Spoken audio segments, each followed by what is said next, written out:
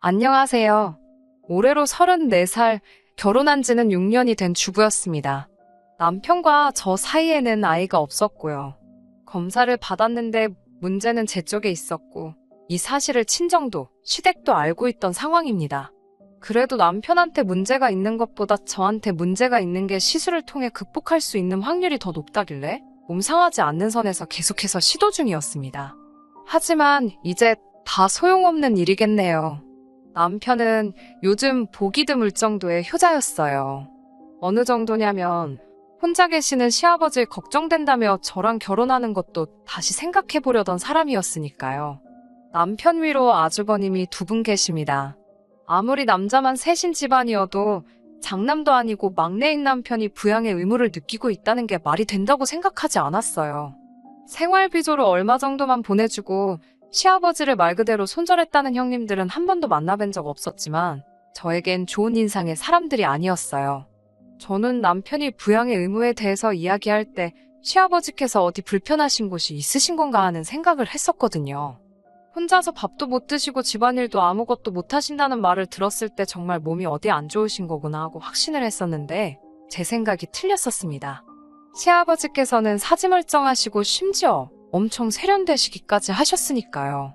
옷도 젊은 사람들이 입는 브랜드에 대해서 줄줄 꿰고 계시고 멋부리는 거에 관심도 많아 보이셨어요. 오히려 체격도 새님 스타일인 남편보다 훨씬 좋아 보였고요. 첫 인상은 신기하고 재밌으신 분이었지만 그때 왜 형님 되실 분들이 시아버지를 손절했는지 깨닫게 되었습니다. 전형적인 한량 스타일의 시아버지였고 책임감이나 생활력은 전혀 없어 보이셨어요. 결혼이야 애초부터 양가 지원받을 계획이 없었기도 한데 첫 만나는 자리에서 저희 결혼에 보태줄 돈은 하나도 없으니까 그 부분은 알아서 하라고 못을 박으시더라고요. 그러면서도 결혼하면 첫째네는 자기한테 얼마를 주고 있고 둘째네는 얼마를 주고 있으니 저희가 아무리 막내라도 이 정도는 줘야 하지 않겠냐고 말씀하시며 자기한테 달마다 보내야 할 생활비는 얼마 정도였으면 좋겠다. 이렇게 미리 알려주셨어요. 남편에게는 그때 생활비도 이렇게 넉넉히 받으시는데 왜 부양을 이유로 나와야 결혼을 꺼려 했었냐라고 물어보니 남편은 자기가 말하지 않았냐고 시아버지 혼자 힘으로는 청소며 빨래는 물론이고 쌀밥도 하실 줄 모른답니다. 정말 남이 해주는 거 받아오면서만 자랐고 노는 것 말고는 스스로 하실 줄 아는 게 정말 아무것도 없다고 말을 해왔어요. 그래도 그나마 다행인 건 그런 아버지 밑에서 자란 자식들 셋은 정상이었다는 거죠. 시아버지 앞으로 옛날부터 재산이 많았었다네요. 할머니께서 시장에서 돈놀이 비슷한 거를 하셨고 그 유산을 그대로 물려받았대요. 대책 없는 시아버지 생활에 어머님이 도망가시고부터도 그렇게 경제적으로도 모자람 없이 지내왔다고 합니다. 어찌되었든 지금 빈털터리가 된 상황까지 자기들 교육시켜주고 끝까지 책임지신 것에 대한 은혜를 갚아야 한다고 생각하더라고요. 아버님을 처음 뵙기 전까지는 저는 그냥 아프신 몸으로 자식들 훌륭하게 키워낸 그런 분으로만 생각을 했고 남편도 그 은혜에 보답하고 싶어하는 효자라고 생각했기 때문에 그래도 결혼 초반 몇 년간은 제가 모시고 살 생각도 어느 정도 하고 있었어요. 그런데 아버님을 실제로 뵙고 나서는 그 생각이 쏙 들어가게 되었습니다. 아버님 댁을 나오자마자부터 남편과는 그걸 이유로 옥신각신하게 되었어요. 왜 모신다고 해놓고 이제 와서 말을 바꾸냐 이런 식으로 남편의 언성이 높아지니 베란다에 잠깐 담배 피러 나오신 아버님께서 그 말을 들었나 봐요. 저희를 다시 올라오라고 부르시더라고요. 어차피 남편이 혼자 되실 아버님 때문에 결혼을 꺼려한 데다가 집 앞에서 언쟁을 하며 제가 모시기 싫어한다는 사실까지 이야기했고 저도 저런 시아버님과 합가해 모시고 살아야 한다는 생각을 하니 이 결혼이 뒤집어져도 그만이다라는 생각을 했어요. 그래서 그런지 저희를 다시 부르시는데 떨린다거나 두렵다거나 하지 않았습니다. 시아버지는 저희를 앞에 앉혀놓고 말씀을 시작하셨어요. 그런데 시아버지께서 저희에게 꺼낸 말은 참 의외의 말이었습니다. 저는 꼼짝없이 저희 결혼을 반대하려고 하시는구나 생각했거든요. 시아버지가 내 노후 때문에 장가가기를 꺼려하는 거냐라고 물으시며 자기 노후 준비는 생각이 다 되어 있고 준비도 다 되어가고 있으니 걱정하지 말라고 하더라고요. 그리고 저희가 돈만 제때 보내주면 얼굴 안 보고 살아도 그만이라고 첫째나 둘째 형들도 그러고 있지 않느냐고 하셨어요. 오히려 그런 부분에서는 쿨하시더라고요. 아무튼 시아버지 봉양에 대한 문제가 사라지니 결혼 준비는 일사천리로 진행이 되었고 저희는 그렇게 별탈 없이 결혼식을 올리게 되었습니다. 그래도 끝까지 걱정하는 남편의 뜻을 꺾지 못해 신혼집은 그나마 시아버님 사시는 곳에서 그렇게 멀지 않은 곳으로 구하게 되었어요. 남편은 결혼 후에도 청소며 먹을거리며 해주러 아버님 댁에 가고 싶어 했어요. 노후 준비가 다 되어 있다더니 그렇게 긴 텀을 두고 찾아가는 것도 아닌데 매번 갈 때마다 집은 아주 개판이 되어 있고 식사는 다 사서 드시는지 집에는 포장용기만 굴러다니고 있었어요. 저도 어느 정도 도와주겠다고 생각은 했는데 그래도 신혼부부가 매 주말마다 둘이서 시간 보내는 걸 포기하고 아버님 댁에서 청소하고 밥하고 그러는 건 아니잖아요. 너무 스트레스였어요. 둘만 있어도 시간이 아쉬울 판에 매일 하는 집안일에 더불어 아버님 집까지 가서 또 그걸 하고 있어야 했으니까요. 매주 반복되는 지긋지긋한 패턴에 결국 제가 참지 못해 아버님께 준비해 놓으셨다는 노후 준비는 어떻게 된 건지 직접 물어봤습니다. 아버님은 이제 말을 해야겠다는 생각이 들었는지 다음 주에 올 때 남편의 형들까지 전부 다 같이 해서 와달라고 하더라고요. 무언가 중대 발표가 있을 것 같았습니다. 확신에 차 있는 말투는 역시 뭐가 준비해 놓으신 게 있기는 있구나 하는 모양이었어요. 그날 시아버지 댁에 처음으로 온 가족이 모였습니다. 명절에도 안 모인 식구들을 다 만나게 되니 감회가 새롭더라고요.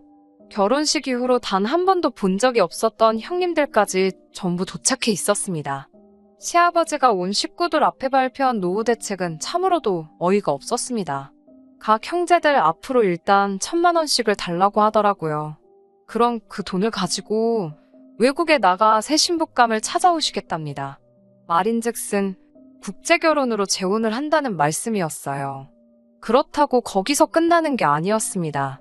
저희가 매달 보내고 있는 생활비를 더 올려서 받아야겠다고 하시더군요. 새 시어머니 되실 분 몫의 생활비에 추가로 그쪽 나라로 매달 송금해야 할 일정 금액이 있다고 하네요.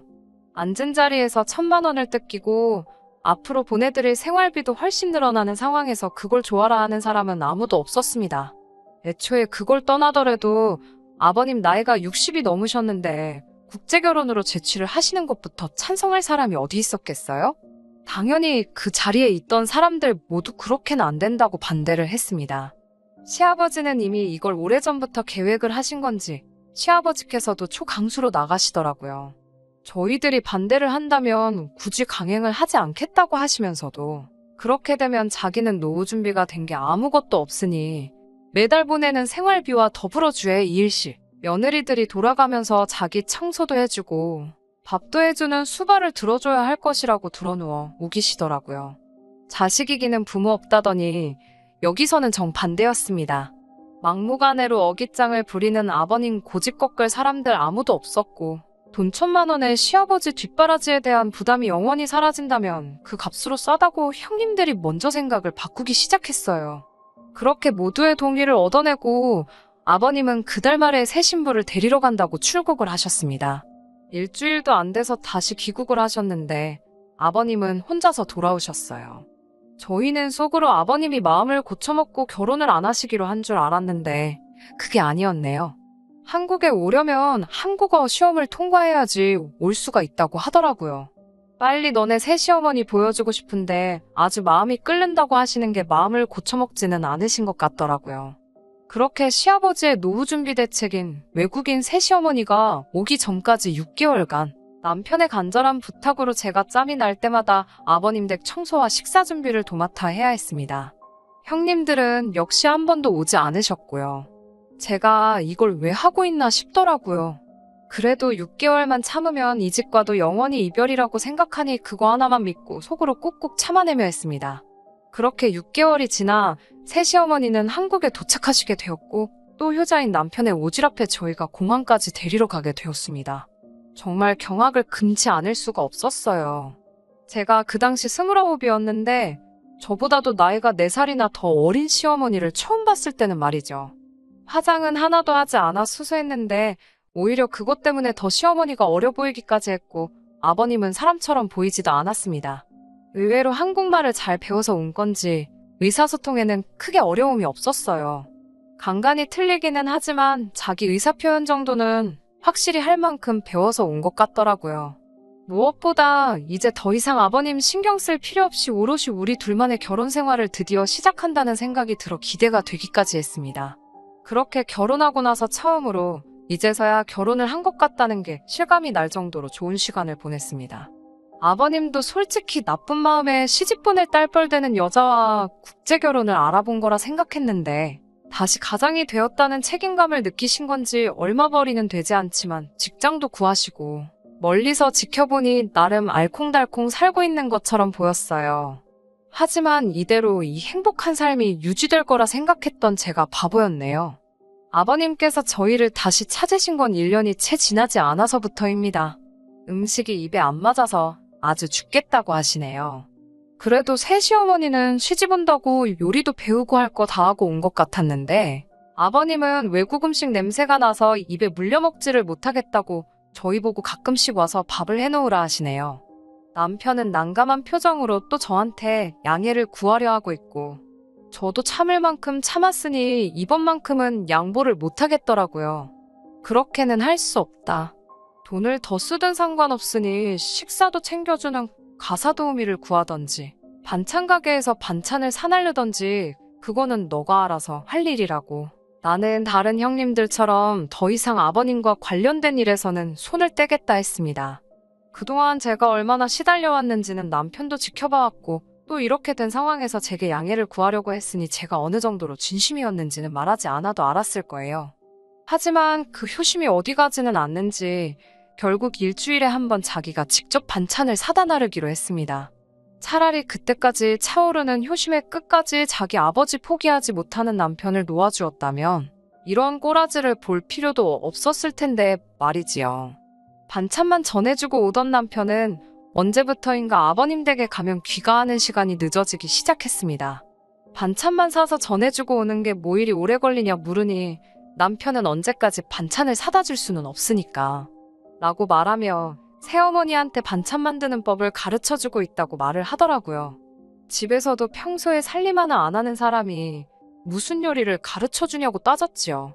요즘 인터넷이 잘 되어 있어서 어지간한 거는 그거 보고서 따라 만든다고 자기가 요리를 가르쳐주는 게 아니라 이런 게 있다고 설명해주고 재료들 사와서 제대로 만드는지 지켜보고 맛 한번 보고 그러고 나서 돌아오느라고 시간이 좀 걸린다고 합니다.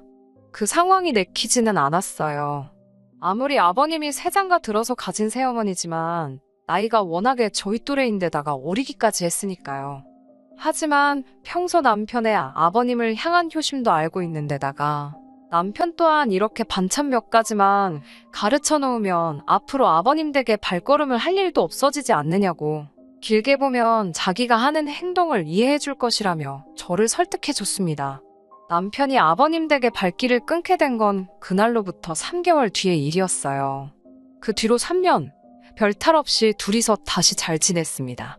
다만 남편의 다른 형제들은 아버님이 노후 준비로 국제결혼을 할 거라는 말을 하게 된 그날 아버님과의 인연을 끊었는데 유독 제 남편만큼은 명절이며 어버이날이며 아버님을 꼭 챙기기 시작했습니다. 저는 따라가지 않았어요. 따라가지 않았던 게 잘못이었을까요? 그렇게 작년 저희는 더 끔찍한 소식을 듣게 되었습니다. 남편에게 여동생이 생기게 되었다는 사실을요. 아버님도 참 대단하시다 생각했습니다. 아무리 행색을 젊어 보이게 하고 다시신다 하더라도 이제 곧 70을 바라보시는 분인데 말이에요. 그리고 그날 병원에서 울고 있는 시어머니를 토닥여주고 있는 남편을 발견하게 되었습니다. 둘이 친모자지간은 아니지만 그래도 그때는 충분히 그럴 수 있다고 생각했어요. 단지 새 시어머니의 눈물이 기쁨의 의미인지 아니면 그 반대인지 저는 몰랐지만요. 저희는 결혼 6년 차에 아이도 없이 살고 있는데 이러다 아버님의 아이를 제가 보게 되기라도 할까봐 아이가 태어났다는 소식에도 병원에 찾아가지 않았습니다. 병원에 가보려던 남편도 말렸어요. 남의 아이를 걱정할 때가 아니다. 이제 우리도 시술이든 뭐든 해서 준비를 해야 하지 않겠냐고 말했지요. 그리고 그렇게 얼마 전 시아버지로부터 연락을 받게 되고 남편과 저는 아버님 댁으로 허겁지겁 향하게 되었습니다. 집에는 아이 울음소리밖에 들리지 않고 있고 아이를 돌보고 있어야 할 새시어머니는 그 어느 곳에도 보이지 않았습니다. 옷 가지며 전부 다 가져가지도 않은 것이 어디 급하게 가볼 곳이 있었나 봅니다. 남편은 그 자리를 보고 바들바들 몸을 떨더라고요. 아버님은 일부러 귀화가 끝나면 도망갈까봐 혼인신고도 안 해줬는데 달아났다고 이를 갈고 계시더라고요. 그러면서 하시는 말이 저 애는 니들이 마침 애도 없고 하니까 데려다가 키우라고 하시는 겁니다. 제가 정말 정색하면서 아버님께 처음으로 말대꾸를 했어요.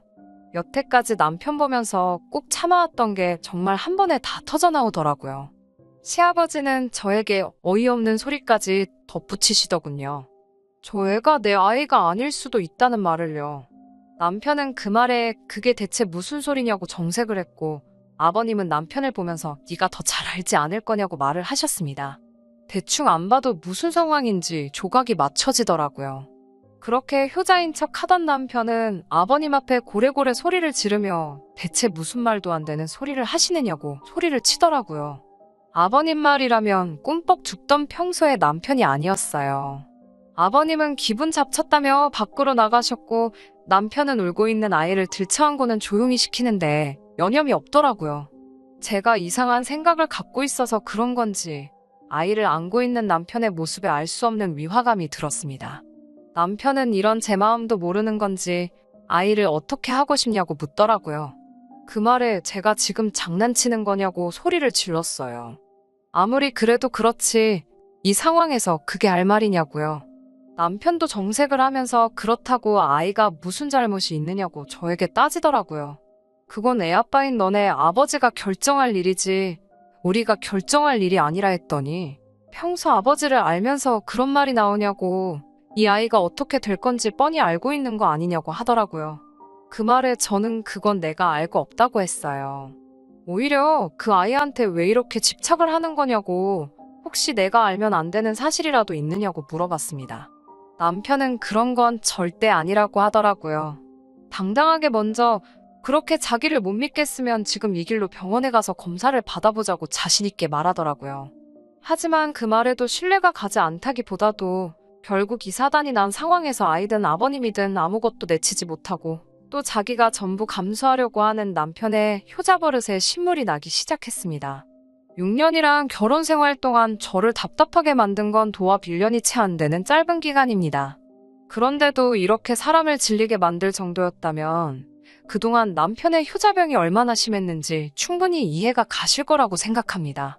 남편에게는 그 애는 너가 키우고 싶으면 키우라고 했어요. 하지만 저는 이제 여기까지라고 더 이상은 못하겠다는 말을 전해줬습니다. 남편은 자고 있는 아이가 다시 깰까봐 어쩌지도 못하고 제자리에 우물쭈물하고만 있더라고요. 그 덕분에 저는 오히려 마음 잡기가 더 편해졌습니다.